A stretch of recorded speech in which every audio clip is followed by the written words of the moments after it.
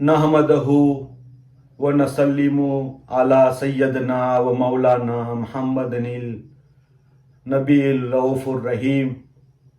औज़ु बिल्लाहि मिनश शैतानिर रजीम। बिस्मिल्लाहिर रहमानिर रहीम। अम्मा बाद। अस्सलामु अलैकुम व रहमतुल्लाहि व बरकातहू। तमाम सामिईन और नाज़रीन हज़रात, एक बार फिर हम आपके सामने आपकी खिदमत में पेश हुए। इससे पहले हमने हज़रत आदम अलैहिस्सलाम के तख्लीक के मुतालिक 4 हिस्सों में तमाम वाक़िया आपके सामने बयान करने की नाकिस कोशिश की। उम्मीद है कि आपको वो पसंद आई होगी और पसंद आएगी। हमने वो वाक़िया कुरान की जिन सूरतों के ज़रिए बयान किया,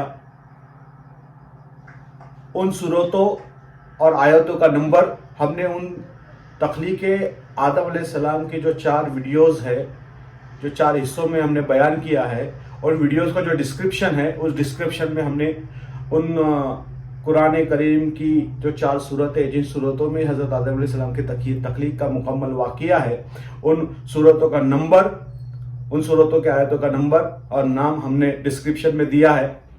और देने की वजह यह है ताकि आपने हमारे ज़रिए जो भी बात सुनी, जो भी बयान सुना, उसकी आप तहकीक कर सके और आप खुद क्रॉस वेरीफाई कर सके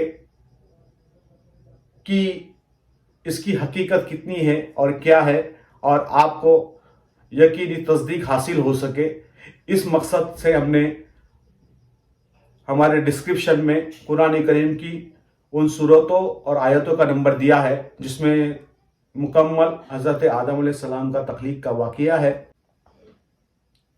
और एक बात आपसे कहना चाहूँगा कि इन वीडियोस के ज़रिए, इन तालीम के ज़रिए, ये बयानात के ज़रिए हम जो भी आप तक मालूमात पहुँचा रहे हैं, तो पहुँचाने में जो भी हम कोशिश कर रहे हैं, तो बेशक मैं एक इंसान हूँ और इंसान से गलतियाँ होती है। तो मेरे बयानात में, मेरे अल्फाज में, मेरे तलफ़्फ़ुज़ात में अगर कोई गलती खता हुई हो तो सबसे पहले मैं अल्लाह और अल्लाह के रसूल के बारगाह में माफ़ी चाहता हूँ, और फिर आप तमाम ज़ायरीन और सामीन हज़रात से भी माफ़ी चाहता हूँ। अगर मुझसे अगर कोई गलती और ख़ता होती है अगर, तो उम्मीद है कि आप मुझे माफ़ करेंगे। और अब यहाँ से हम आगे हमारा जो तख्लीक आदम के मरहले के आगे का जो मरहला है, जिसमें हज़रत आदम अलैहिस्सलाम का सफ़र शुरू होता है, जो कि हमारे इस वीडियो का मौजू भी है, आदम अलैहिस्सलाम का सफ़र जन्नत से लेकर दुनिया तक। तो अब हम इस सफ़र के बारे में जानेंगे कि आदम अलैहिस्सलाम का सफ़र ये कैसा रहा। अल्लाह ने उनको जन्नत में दाखिल किया, फिर उसके बाद में क्या वजह बनी कि अल्लाह ने उनको जन्नत से निकाल दिया और अल्लाह ने उनको दुनिया में मुंतकिल कर दिया। तो आइए सामीन और नाज़रीन हज़रात, शुरू करते हैं हमारे इस वाक़ये को। तो हमने पहले देखा कि किस तरह से अल्लाह ने एक ख़ास मकसद के खातिर आदम अलैहिस्सलाम की तख्लीक दी। अल्लाह ने फरमाया कि मैं अपना नायब मुकर्रर करने वाला हूँ। फरिश्तों से फरमाया,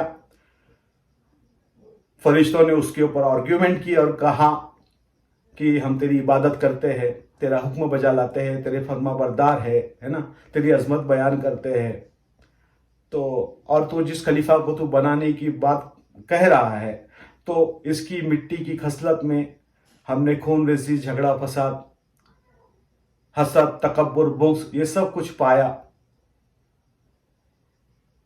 तो अल्लाह ने जवाब दिया, फरिश्तों को कहा कि जो मैं जानता हूँ वो तुम नहीं जानते, है ना। फिर इसके बाद अल्लाह ने आदम अलैहिस्सलाम का मुजस्समा मुकम्मल किया, फिर उसमें अपनी नूरानी रूह फूकी, और फिर उसके बाद फरिश्तों और जिन्नों को हुक्म दिया कि आदम अलैहिस्सलाम को सजदा किया जाए। तो सिवाय इब्लीस के तमाम फरिश्तों ने हज़रत आदम अलैहिस्सलाम को सजदा किया। और इब्लीस ने, फिर अल्लाह ने इब्लीस को पूछा सजदा न करने की वजह, तो इब्लीस ने फरमाया कि ये खाकी मखलूक है, मैं नूरी मखलूक है, ہے نا. تو اس طرح سے یہ سارا واقعہ پیش آیا حضرت آدم علیہ السلام کی تخلیق کا. جب آدم علیہ السلام کا مجسمہ مکمل ہو چکا، فرشتوں نے حضرت آدم علیہ السلام کو سجدہ کر دیا. ابلیس کو اللہ نے راندہ وارگاہ کر دیا. اس کے بعد میں اللہ نے فرشتوں سے کہا، مختلف اشیاء کے نام فرشتوں سے پوچھے. تو فرشتے بتانے سے قاصر رہ گئے اور اللہ سے فرمانے لگے کہ اللہ تو نے جتنا ہمیں علم دیا ہے ہم اتنا ہی جانتے ہیں. پھر اس کے بعد اللہ نے حضرت آدم علیہ السلام سے کہا کہ ان تمام اشیاء کا نام ان فرشتوں کو بتا دو. تو حضرت آدم علیہ السلام نے تمام اشیاء کے نام فرشتوں کو بتا دیے. تو اللہ نے پھر کہا کہ میں نے تم سے نہیں کہا تھا کہ میں جو جانتا ہوں وہ تم نہیں جانتے. اب اس کے بعد میں حضرت آدم علیہ السلام کا جنت کا سفر شروع ہوتا ہے. تو اللہ رب العزت نے حضرت آدم علیہ السلام کو حکم دیا کہ جاؤ اب تم جنت میں رہو. تو اللہ نے آدم علیہ السلام کو جنت میں بھیج دیا اور ان کو جنتی زندگی عطا کر دی اور کہا کہ تم وہاں پہ عیش و آرام کرو، جو دل کرے تمہارا وہ کھاؤ، جو دل کرے وہ پیو، ہے نا، اور آرام سے رہو. اب آدم علیہ السلام جنت میں داخل ہو گئے لیکن آدم علیہ السلام کے لیے تمام عیش و آرام ہوتے ہوئے بھی، تمام رزق موجود ہوتے ہوئے بھی حضرت آدم علیہ السلام بے چین رہتے تھے، مایوس رہتے تھے. اور اس کے پیچھے کی سب سے بڑی وجہ تھی کہ وہ تنہا اور اکیلے تھے. تو اللہ نے دیکھا کہ حضرت آدم علیہ السلام تنہائی محسوس کر رہے، اکیلا پن محسوس کر رہے. تو اللہ نے جنت میں ہی حضرت آدم علیہ السلام کی بائیں جانب کی ٹیڑھی پسلی سے حضرت ماں حوا کو پیدا کیا. اب اللہ قادر مطلق ہے، وہ کن کا مالک ہے، وہ چاہے تو کیا نہیں کر سکتا. بہرحال اللہ نے حضرت آدم علیہ السلام کی بائیں پسلی سے حضرت ماں ہوا کو تخلیق دیا، حضرت ماں ہوا کو پیدا کیا. اور پیدا کرنے کی وجہ بنی کہ یہ حضرت آدم علیہ السلام کی ساتھی دار بن سکے اور حضرت آدم علیہ السلام کی تنہائیاں دور کر سکے، اکیلا پن ان کا دور ہو جائے. اس مقصد سے حضرت آدم علیہ السلام کو جنت میں ہی اللہ نے، حضرت ماں ہوا کو جنت میں ہی اللہ نے پیدا فرمایا. تو تمام عورتوں کی یہ خوش نصیبی ہے کہ عورت جنتی مخلوق ہے، اور بد نصیبی یہ ہے کہ وہ اس بات کو نہیں سمجھتی کہ اللہ نے ان کو کس عظمت سے نوازا ہے. بہرحال آگے بڑھتے. اب آدم علیہ السلام اور ماں ہوا یہ دونوں جنت میں ہیں. آدم علیہ السلام جب نیند سے جاگے تو دیکھا کہ کوئی اور ایک شے ہے، کوئی اور ایک مخلوق ہے جو عورت ذات ہے. تو آپ نے ان کو دیکھا اور دیکھ کر اندر سے تھوڑی خوشی محسوس کی، اور پھر اس کے بعد میں ان کے قریب جانے کی کوشش کی تو اللہ نے ان کو روک دیا اور اللہ نے فرمایا کہ ہوا ابھی تجھ پر حرام ہے، پہلے اس کا مہر ادا کر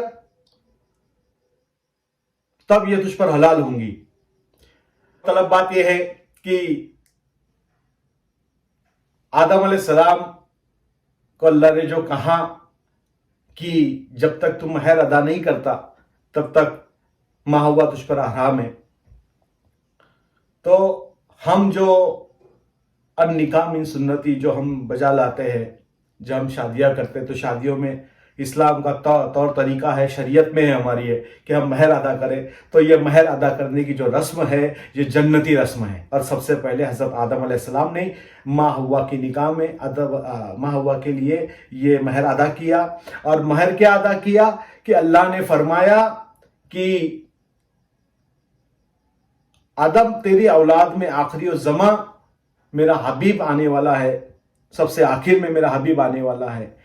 تو وہ میرا بڑا محبوب اور مقرب بندہ ہے، تو اس پر 20 مرتبہ درود بھیج، اور ایک روایت میں 13 مرتبہ درود بات آئی ہے۔ بہرحال تو حضرت آدم علیہ السلام نے حضور کی بارگاہ میں 20 یا 13 مرتبہ جو بھی تعداد ہے تو درود پیش کیا مہر کی صورت میں۔